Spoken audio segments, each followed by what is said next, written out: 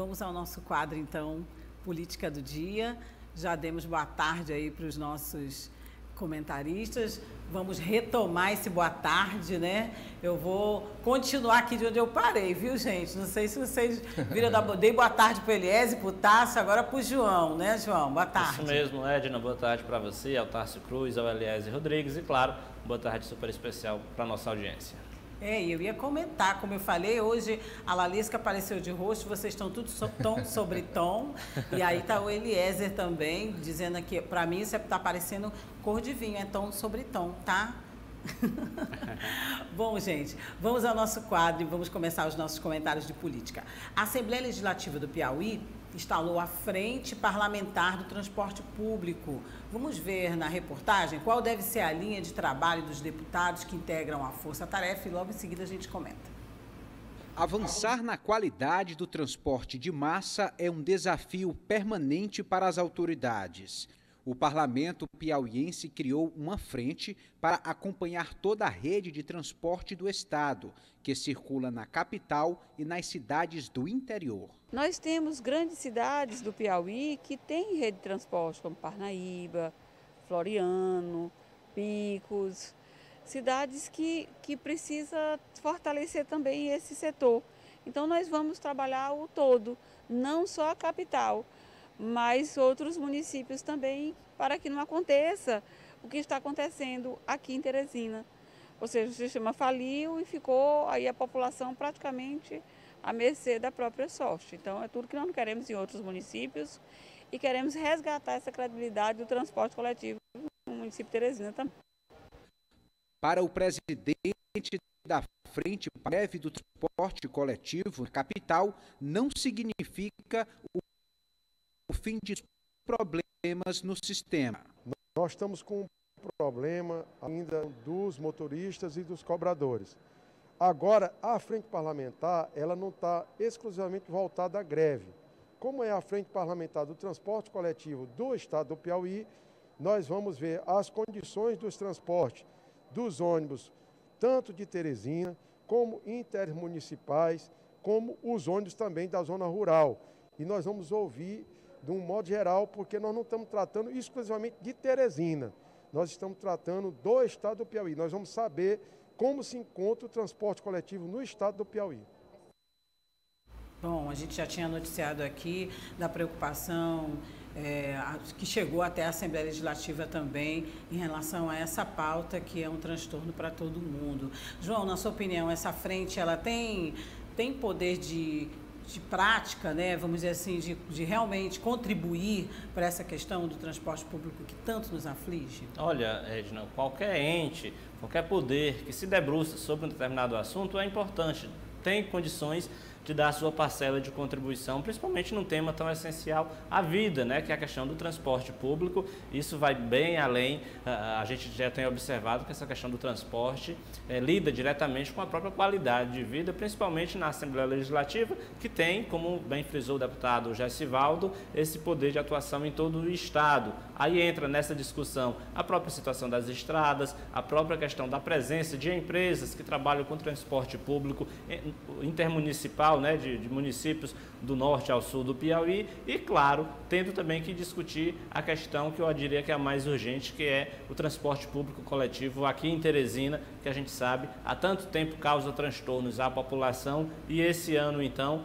foi além de transtorno, muito prejuízo, enfim, prejudicou a vida aí do trabalhador. É claro que há sempre muito o que contribuir à participação de deputados estaduais nessa discussão também. E, Eliézer, você que esteve lá e conversou com os parlamentares, os envolvidos e mesmo os que não vão fazer parte dessa frente, o que você sente nessas conversas, né, nos bastidores? O que você acha? Realmente é a vontade de resolver o problema ou também é só questão de holofote, questão política ou as duas coisas? Bom, Edna, tem um pouco, sim, de cada aspecto desse que você muito bem pontuou. Primeiro dizer que a política de transporte, ela precisa sempre ser discutida. Nós estamos vivendo esse momento caótico no transporte público de Teresina. A princípio, um problema resolvido pontualmente. Há uma instabilidade, ainda incertezas. Acredito que a depender dos temperamentos da prefeitura ou do empresariado, ou até dos trabalhadores, novas paralisações podem acontecer, novos problemas que venham a impedir realmente a prestação desse serviço, enfim. Mas não é só frota de ônibus em circulação, é necessário recuperar as estações que foram depredadas, é necessário concluir o sistema de integração para baratear os custos ao usuário, enfim, muitas questões estão envolvidas ainda. A Frente Parlamentar, como frisou o presidente Gessivaldo, não é só para cuidar de Teresina, mas de todo o estado, tem o transporte intermunicipal, algumas cidades maiores têm esse serviço de transporte coletivo, enfim, a política é muito ampla e precisa ser permanente. Não podemos se dar por satisfeitos se uma determinada crise foi superada, porque outras podem surgir. A gente lembra que é basicamente um calendário anual, aqui quando se fala de greve do transporte coletivo. Então, se puder evitar, prevenir, tratar com seriedade, respeitando o trabalhador, respeitando o usuário, é o ideal, é o mais importante. Por quê? Porque qualquer especialista em trânsito, qualquer linha de gestão de mobilidade vai admitir que o transporte coletivo é o mais indicado para reduzir congestionamento, para reduzir poluição sonora, ambiental, enfim, quanto mais pessoas usando, menos transporte, quanto melhor um transporte coletivo mais eficiente, melhor para todo mundo ganha e o poder público tem que tomar frente e assumir esse compromisso. Certo. E Tasso, só para a gente pontuar aí esse assunto, você tem expectativa, baseado nos depoimentos que você ouviu e também na análise aí dos nossos colegas? É um problema crônico, né, Edna? Não só na capital, mas no interior também, como bem levantou o Eliezer. Eu acho importante destacar que não vai parar pela Assembleia, não. Os deputados diziam para a gente ali em bastidor que vão à Justiça, vão ao Ministério Público, vão buscar os meios judiciais para tentar solucionar esse impasse. O que não dá é para ficar esse serviço de faz de conta aqui em Teresina, né? E precisa se resolver especialmente para o trabalhador e também o transporte intermunicipal, né? O governo do estado trabalhou, fez a PPP para gerenciar as rodoviárias e essa situação também vai ser analisada, mas o problema mais crônico aqui em Teresina, gravíssimo, trabalhadores pagando, né, para trabalhar, gastando muito para chegar até o trabalho por causa desse transporte faz de conta que hoje a gente acompanha aqui na capital. Bom, nós vamos estar aqui de olho no ODN. Bem, você queria falar alguma coisa, Eliezer? Rapidamente, você me questionou sobre o uso político. Rapidinho, pode só falar. Considerar que realmente, assim, pode estar acontecendo um oportunismo, não estou afirmando, torcer para que não seja isso. Mas se considerarmos o presidente da Frente Parlamentar, o deputado Gessivaldo, e a vice-presidente, que é a deputada Tereza Brito, os dois estão distantes da atual gestão no sentido do alinhamento político, estão distantes da atual gestão da Prefeitura de Teresina. Podem ser considerados aí dois adversários de Dr. Pessoa, mas que não seja só por essa questão que a frente esteja sendo levantada. Acredito que o interesse maior é em prol da coletividade. Muito bom. Bem, a governadora em exercício, Regina Souza, enviou um ofício à Assembleia Legislativa solicitando ao presidente da ALEP, o deputado Temístocles Filho, uma prorrogação do afastamento do governador do Piauí, Wellington Dias, por 15 dias. O chefe do executivo piauiense testou positivo quando participava da COP26, que está sendo realizada em Glasgow, na Escócia. Bom, por esse motivo, Temístocles Filho convocou reunião da mesa diretora para convocar uma sessão plenária ainda hoje, a fim de aprovar a prorrogação do pedido de licenciamento de Wellington Dias. O repórter Eliezer Rodrigues tem mais informações. Certo. Bom, nós vamos ter aí depois mais informações também sobre esse assunto numa reportagem. Mas olha, veja bem, a Coordenadoria de Comunicação do Estado do Piauí, a SECOM, ela informou que o teste RT-PCR para a Covid-19, né, realizado como uma contraprova pelo governador Wellington Dias na manhã desta sexta-feira, foi positivo, infelizmente. Com essa confirmação, ele vai cumprir todos os protocolos exigidos lá onde está na Escócia, onde participa da COP26 e vai passar por uma quarentena de 10 dias, seguindo as regras de isolamento do país, né? O governador segue apenas com sintomas leves da doença, né? Mantém todos os cuidados recomendados pelos médicos locais. Todos os demais membros da delegação piauiense foram submetidos a testes, o RT-PCR, e terão os resultados emitidos nas próximas 24 horas. Caso os testes SWAB rápido, apresentem resultados negativos, os integrantes do grupo piauiense retornam ao estado tão logo concluam as agendas previstas no evento da COP26 em Glasgow. Bom, então é assim que nós vamos fazer agora o nosso comentário, Nós estamos com o material aí, mas está sendo preparado, E com todas essas informações a gente já pode falar, João, dessa situação. Sim. O que realmente você avalia dessa situação? O governador agora está lá, tem que ficar em quarentena e agora a vice, que era a vice que está governadora em exercício, vai ficar mais 13 dias aí, pelas nossas contas. São medidas protocolares, Edna? O governador do estado, quando se afasta do país, precisa pedir permissão ao parlamento. Esse afastamento já foi aprovado no primeiro momento, mas para poucos dias, porque, obviamente, ninguém esperava que o governador fosse contaminado lá pela Covid-19, cumprindo a agenda internacional. Agora, já que veio esse diagnóstico, não há muito o que se fazer. O governador, obviamente, precisa cumprir a quarentena lá onde ele está, num primeiro momento 10 dias, e é obviamente que a gente torce para que seja no máximo esse período, enfim, que o governador se recupere logo e tenha condições de voltar rapidamente, logo em seguida para o Piauí. Então, coube aí ao Palácio de Karnak pedir que essa autorização fosse prorrogada, já que o governador precisa cumprir esses protocolos de segurança sanitária lá no exterior. Enquanto isso, com certeza, a governadora em exercício, Regina Souza, fica comandando o governo estadual. Claro que em contato direto com o governador não há absolutamente nenhuma chance de algum desencontro político ou de algum conflito nessa relação entre o Wellington Dias e Regina Souza. Portanto, são mais medidas protocolares diante desse quadro novo que foi a contaminação do governador Wellington Dias com a Covid-19. Certo. E Tássio, o que você avalia do movimento da governadora em exercício, Regina Souza? A gente tem acompanhado, divulgado aqui, ela tem ido ao interior, tomado algumas iniciativas. Claro, é como o João falou, tudo em consonância com a linha do governo Wellington Dias. Mas, politicamente, você acha que a vice-governadora, a atual governadora em exercício, ganha também pontos politicamente, ficando mais um tempo aí? Se a gente for fazer uma conta, daqui a pouco dá quase um ano do que ela já ficou com o que ela vai ficar agora?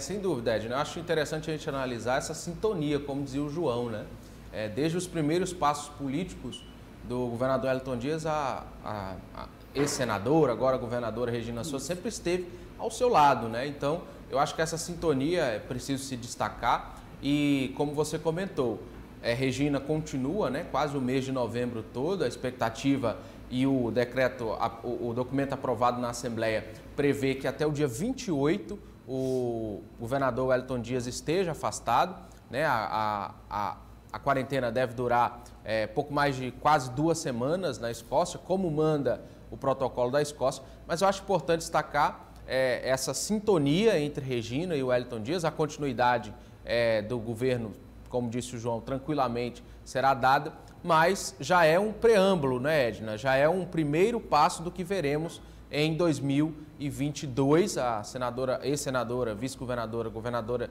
em exercício Regina Souza assume o governo do estado. Todos os indícios levam a crer que o governador vai se licenciar para disputar uma cadeira no Senado, retornar ao Senado, e Regina deve assumir quase que ao longo de todo 2022 o governo do Piauí, com essa sintonia, muito sintonizada ao PT, muito sintonizada ao governador Wellington Dias, e continua esse projeto do PT para o estado do Piauí. Ela hoje cedo falava em entrevista que não tem pressa, não tem preocupação.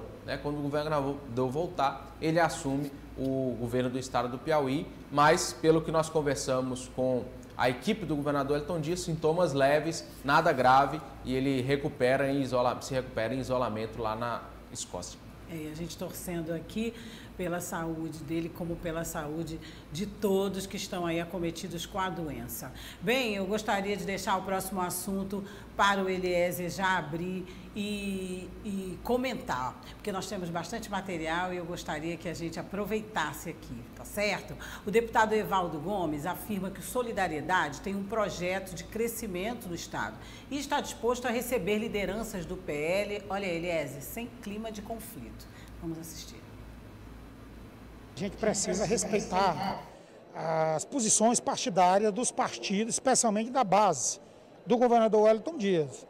Agora, o Solidariedade ele está aberto para receber não só do PL, mas do MDB, de todos os partidos da base. O que vai fazer com que a gente possa estar recebendo lideranças desses partidos é o diálogo, é o entendimento, é a conversa. Agora, tudo com respeito, tudo com ética. Não tem clima de disputa? Para mim não. Se tiver para os outros, para mim não tem. Eu acredito assim que cada pessoa, cada militante, pessoas que queiram disputar a eleição, tem que ficar livre. Essa questão de curral eleitoral já se passou, era do tempo da política do café com leite. Então não existe nenhum problema comigo que alguém que não queira ficar no Solidariedade, que queira sair para ir para o PL, para o MDB ou qualquer outro partido. Eu acho que cada partido quer se fortalecer, é o nosso intuito, é o nosso objetivo, e a gente vai dialogar com quem quer dialogar conosco.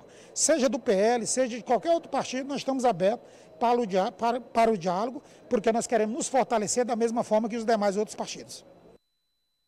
Olha aí, sentiu firmeza, Eliezer? É mesmo de boa, na paz, só no diálogo?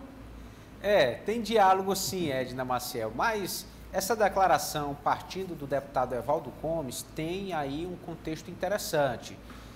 Ele é um presidente de um partido, todos os presidentes de partido, em ano pré-eleitoral, se debruçam, né, sobre essa missão de trazer nomes de peso, lideranças, homens e mulheres de diversas idades, perfis, segmentos e regiões para o seu partido. Os partidos precisam se fortalecer mais do que nunca para as eleições proporcionais, especialmente considerando as últimas alterações no Código Eleitoral. Mas assim, nos bastidores da política há um clima de disputa entre o PL e o Solidariedade. Em que sentido? Mas especialmente entre os dois presidentes, né? O deputado Evaldo Gomes e o deputado Fábio Xavier. Nós lembramos aqui que recentemente 2 vereadores, até com expressiva votação no ano passado, aqui da capital Teresina, eles acabaram não sendo reeleitos, estavam filiados ao Solidariedade, né, Fábio Dourado e Gustavo Gaioso, e resolveram, né, mudar para o PL, ou seja, foram cooptados e com plenas insatisfações em relação ao Solidariedade. Em contrapartida, o Solidariedade também tenta trazer nomes do PL para os seus quadros. Agora, o PL está num momento bastante particular, né? Vai receber no dia 22, a princípio, a filiação do presidente Bolsonaro, e aqui no Piauí, a sigla para permanecer na base governista precisa se adaptar a essa situação e, naturalmente, buscar um partido da base. E aí, ironicamente ou não, o deputado Evaldo diz que pode receber membros, integrantes, filiados ao PL, pessoas que hoje estão no PL, no seu partido, sem nenhum problema, sem nenhuma inflamação de ânimos, respeitosamente, mas considerando todo esse contexto, que havia aí uma certa disputa entre os dois partidos, parece, no mínimo, irônico essa situação que está acontecendo. Mas formalmente está aí o posicionamento do deputado Evaldo. Ele diz que não há clima de disputa e que pode receber, sim, qualquer liderança interessada no seu partido. Certo. Rapidamente, João, você concorda com o Eliezer, faz essa leitura também, e o que você acha dessa questão do conflito? Tem diálogo, como disse o deputado Evaldo Gomes, mas também tem tensão.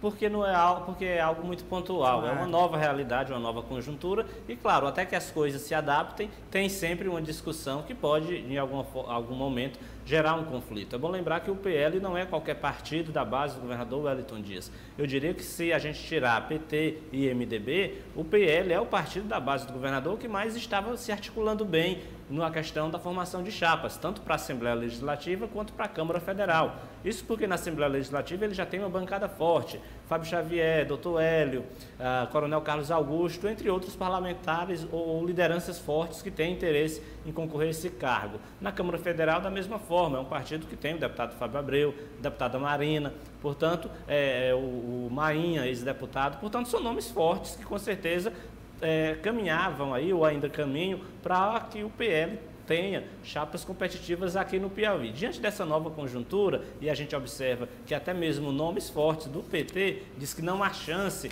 ou pelo menos não querem, ter no palanque de Wellington Dias o partido do presidente Jair Bolsonaro, é claro que isso causa um certo conflito, um conflito de interesses. E aí fica aquela pergunta, quem está no PL, para onde vai? Certamente cada um vai procurar ir para aquele partido onde ele tenha mais condições de se eleger. É aí onde eu acho que começa um certo conflito de interesses entre a turma que hoje está no PL e o deputado Evaldo Gomes, que é o principal líder do Solidariedade no Piauí. O deputado Evaldo Gomes é conhecido por sempre traçar estratégias que deem bons resultados para o seu partido, mas ele sempre sendo o principal beneficiado, porque foi assim quando ele disputou o cargo de vereador, agora disputando o cargo de deputado estadual, também é dessa forma, as coligações elegem mais nomes, mas ele é sempre o mais votado. Na Câmara Municipal, ano passado, também foi assim, porque o partido elegeu a sua filha, vereadora. Portanto, é claro que isso causa um choque de interesses e pode caminhar até um conflito, mas para isso, obviamente, a gente vai ter que aguardar mais um pouco e, com certeza, o próprio governador Wellington Dias é o mais interessado em que tudo se resolva de forma cordial, dentro do diálogo. Então, eu acredito que ele também deve entrar nessa seara de discussão, mas, de cara, com certeza tem diálogo, mas também tem tensão nessa discussão para onde vai os atuais integrantes do PL. Tássio, a gente sabe que o governador tem essa característica, a gente sempre coloca, né, e os analistas políticos mesmo, que ele tem essa facilidade de conversação, de negociação, de arranjar realmente a questão política, principalmente quando está assim em conflito, sabe gerenciar os conflitos, né, e tem boa penetração dos partidos.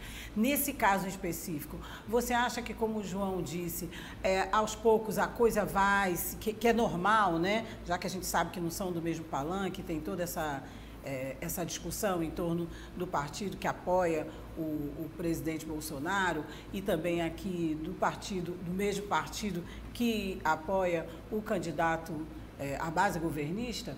Você acha que as coisas vão se ajeitar mesmo?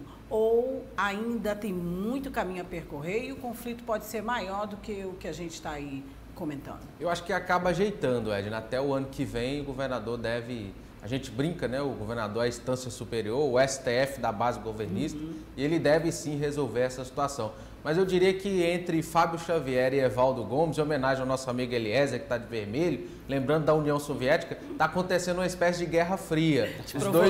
Os dois nos bastidores ali trocam acusações, trocam filiados, um tirando filiado do outro, né? Um tentando tirar lideranças do outro partido, claro, brigando por espaços, né? Política é a ocupação de espaços e os dois brigam por espaços. Hoje o PL, como bem lembrou o João, um dos maiores partidos da base, né? Com muita musculatura, com muito corpo, com 2 deputados federais, e o Solidariedade ali, na sua estratégia mais tímida, mais feita ali em torno do deputado Evaldo Gomes, agora sua filha Fernanda Gomes, pré-candidata a deputado federal. No PAN também, né? Isso. Então, assim, são estratégias diferentes, mas ambos buscam ali ocupar o seu espaço. Eu acho que no final das contas o governador vai conseguir acomodar todo mundo, colocar todo mundo no seu lugar até abril do ano que vem, que é o período da janela partidária, onde quem saiu, saiu, quem não saiu, não sai mais, com a definição dos partidos para a eleição do próximo ano.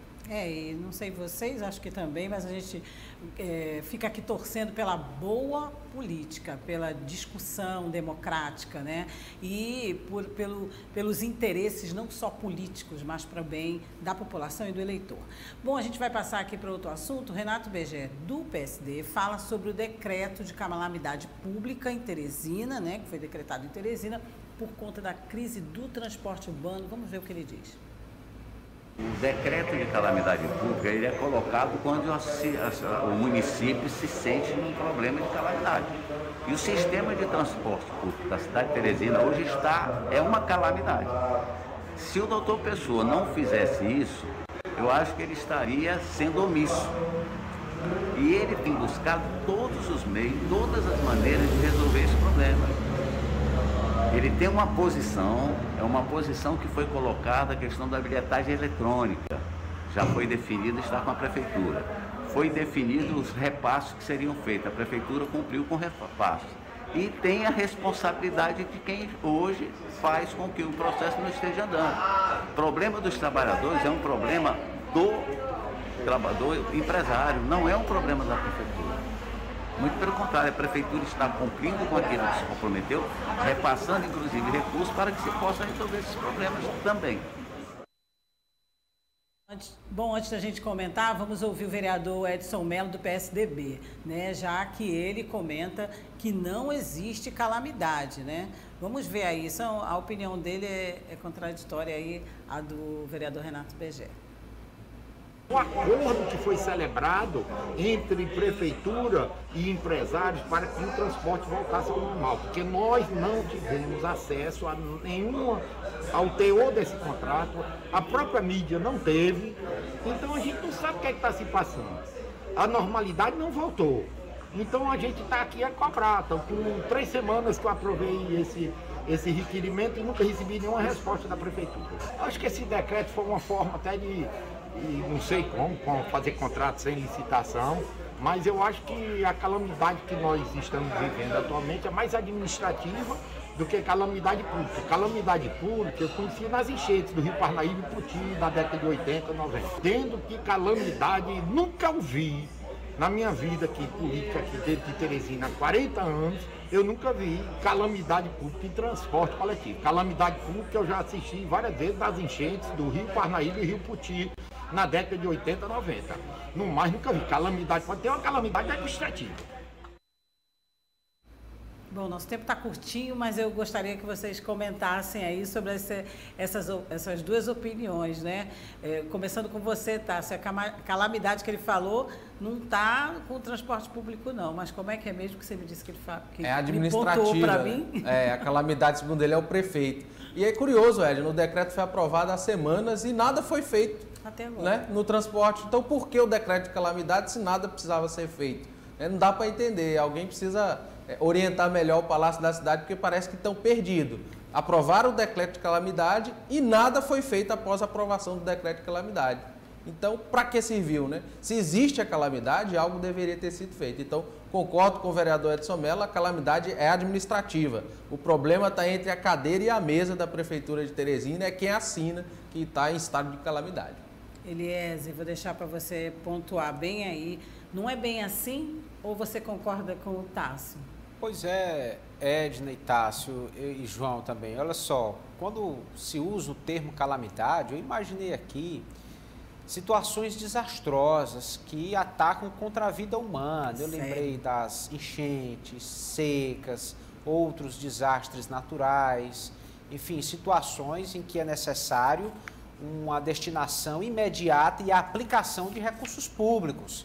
Bom, o caos do transporte coletivo realmente é muito sério, mas realmente não tenho condições aqui de afirmar se enquadraria legalmente no conceito, na situação de calamidade. A prefeitura deve ter sido orientada, no mínimo, pela Procuradoria do município, qual seria a intenção, porque o ponto central é, quando uma situação é de calamidade, recursos são liberados e gastos aplicados, até sem processo licitatório.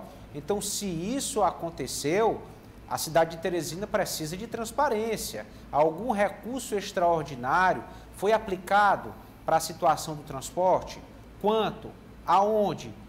De que forma exatamente? É preciso haver aí um entendimento claro dessa situação. Não vi nada nesse sentido no que diz respeito ao transporte. O transporte está voltando a funcionar, mas por um acordo entre prefeitura, empresas e classe trabalhadora. Nada além disso, né? Não temos outras informações além dessas. Agora, realmente é difícil entender esse tipo de atitude sem um debate amplo, sem uma satisfação à sociedade. Que pena que esse é o perfil descompromissado da atual gestão da Prefeitura. Cadê a empresa da Bahia, né, Eliezer?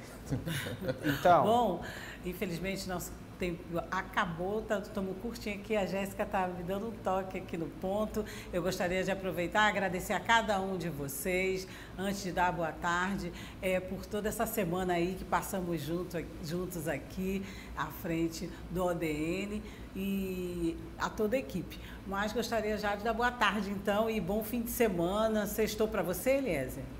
Quase. Temos outros compromissos, mas... Por enquanto, no primeiro turno, sextou, Edna. Tá bom, até segunda, boa tarde. Muito obrigada, até segunda. Boa tarde, Tasso. Muito obrigada aí pela força essa semana aqui no quadro, de forma geral. Boa tarde, Edna, João, Eliezer, boa tarde, amigo de casa, e parabéns pela condução ao longo da semana. Bom final de semana a todos. Com a ajuda de vocês, foi tudo bem. Boa tarde, nosso chefia aí da política, né? Nosso editor-chefe de política, João Magalhães, e muito obrigada aí por essa semana também. Por nada, Edna, boa tarde para você, boa tarde a todos e até segunda. E esse grupo aqui todo no tom sobre tom do Neolilás, política do dia.